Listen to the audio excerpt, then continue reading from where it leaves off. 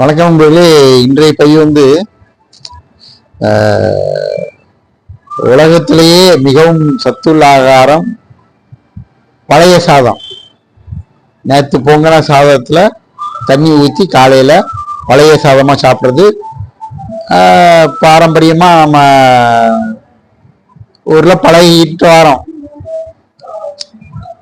எல்லார் வீடுகள்லையும், அதாவது எல்லார் வீடுகள்லையும் தமிழகத்தில் உள்ள கிட்டத்தட்ட ஒரு 50% 60% வீடுகள்ல பழைய சாதம்ங்கிறது சாதாரணமா இருக்கக்கூடிய உணவு.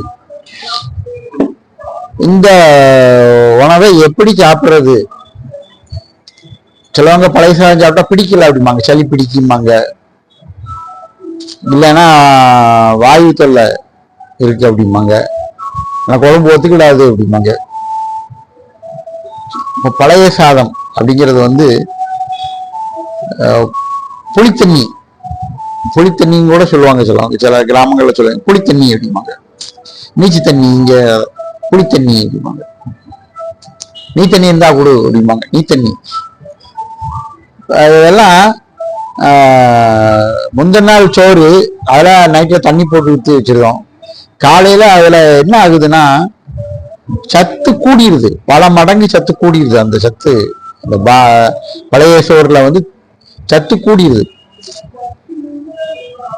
அது நான் முன்னாடி சின்ன பிள்ளையா இருக்கும் போதெல்லாம் அந்த பழைய தண்ணி ஊற்றி வச்சிருப்போம்ல, அந்த சாதம் வச்சு அந்த தண்ணியே ஊற்றி சாப்பிடுவோம். அது லேசா புளிப்பு சத்தோட இருக்கும். அதுக்கு ஏதாவது கூட்டுக்கு அன்னைக்கு ஏதாவது கூட்டுக்கு வச்சுக்கிடுவோம். அப்படிதான் சாப்பிட்டுட்டே இருப்போம். ஆனா இப்போ கிட்டத்தட்ட இப்போ ஒரு 10 வருஷம் 15 வருஷம் காலமா இப்போ எப்படி சாப்பிட்றேன் அப்படின்னா, அந்த பழைய தண்ணி ஊற்றி சாப்பிட்றது இல்லை. ஏன்னா பழைய தண்ணி ஊற்றி சாப்பிட்டா எனக்கு வந்து உடம்பு தசை வலி உண்டாகுது. ஏன்னா உடல் உழைப்பு இல்லை. அப்போ வந்து உடல் உழைப்பு இருந்தது. சைக்கிள் தான், பைக்லாம் கிடையாது. ஃபுல்லா சைக்கிள்லேயே தான் சுற்றுவோம். அப்போ எங்களுக்கு வந்து அந்த பழைய சாதம், இந்த புளித்தண்ணி ஊற்றின சாதம் வந்து எங்களுக்கு ஆரோக்கியத்தை கொடுத்தது, தசை வலுவை கொடுத்தது. புளிப்பு அப்படிங்கிறது தசை வலிமையை கொடுக்குறதா. அதான் அந்த காலத்துல புளித்தண்ணி சாப்பிட்டுட்டு கஞ்சியை குடிச்சிட்டு உழுதுருக்காங்க. 1 ஏக்கரை கூட ஒருத்தன் தனியா உழுதுருவாங்க. கிணத்துல தலா இறைச்சி 1 ஏக்கர் 2 ஏக்கர் 3 ஏக்கர் இடத்துக்கு தலா இறைச்சி தண்ணி ஊற்றுவாங்க. அதெல்லாம் அந்த புளித்தண்ணி அப்படிங்கிறது அந்த ஆரோக்கியம். புளிப்புங்கிறது தசைக்கு வலுவூட்டக்கூடியது, அதிகப்படியான சத்து உள்ளது. அப்ப அந்த இதை நான் பழைய சோறை எப்படி சாப்பிடுறது அப்படின்னா, இப்ப நான் சாப்பிடுறது எப்படின்னா, இப்பவும் ரெகுலரா பழையதான், காலையில பழையதான். வேற எதுவுமே எனக்கு இட்லி தோசை வச்சாலும் எனக்கு பழைய வைங்கன்னு தான் சொல்லுவேன். பூரி போட்டாலுமே, பூரி சாப்பிட்டாலும் கொஞ்சம் பழசு ஒரு கிளாஸ் கரைச்சி குடிச்சுக்கிடுவேன். பழைய சோறு தான். வெயில் அடிச்சாலும் சரி, மழை பெஞ்சாலும் சரி, கொள்ளுனாலும் சரி, பழசு தான் காலையில. அது எப்படி சாப்பிடுறது அப்படின்னா, இப்போ உடல் உழைப்பு இல்லாத இந்த நேரத்துல எப்படி சாப்பிடுறது அப்படின்னா, அந்த தண்ணி ஊற்றி வச்சிருக்கோம்ல சோறு, பழைய சோறு, அந்த சோறுல நல்லா புளிஞ்சு எடுக்கணும் சாதத்தை. அந்த சோறை எடுத்துட்டு புது தண்ணி ஊற்றணும். அந்த புது தண்ணி சாதாரண தண்ணியும் ஊற்றிக்கலாம், இல்லை வெண்ணி தண்ணியும் ஊற்றிக்கலாம். உங்களுக்கு சளி பிடிச்சிருக்கு அப்படின்னா வெண்ணி தண்ணி ஊற்றிக்கலாம். ஊற்றி பிசையணும். பிசைஞ்சு அந்த புது தண்ணி ஊற்றி பிசைஞ்சு நீங்க பழைய சாதம் சாப்பிடலாம். ஏன்னா நான் அப்படிதான் சாப்பிட்டுருக்கேன். என்ன குளிர் அடிச்சாலும் என்ன வந்தாலும் எனக்கு அந்த பழைய சாதம் தான் வேணும். இந்த பழைய சாதம் சாப்பிட்டு இருக்கேன். எனக்கு அன்னைக்கு பூரா நல்லா இருக்கும். பழைய சாதம் சாப்பிட்டோம்னா மதியம் வரைக்கும் ஜில்லுன்னு இருக்கும், வயிறுக்குள்ள ஜில்லுன்னு இருக்கும். அப்போ அந்த பழைய சாதம் வந்து சளி பிடிக்கும் அப்படிலாம் கிடையாது.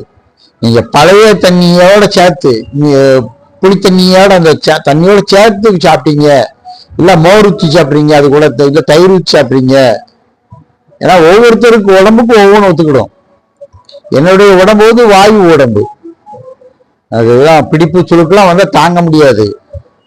இப்பதான் அந்த இது ஒரு 15 வருஷ காலமா தான் ஓரளவுக்கு சுளுக்கு பிடிப்பு இல்லாம உடம்ப ஓரளவுக்கு நல்லா வச்சிருக்கேன்.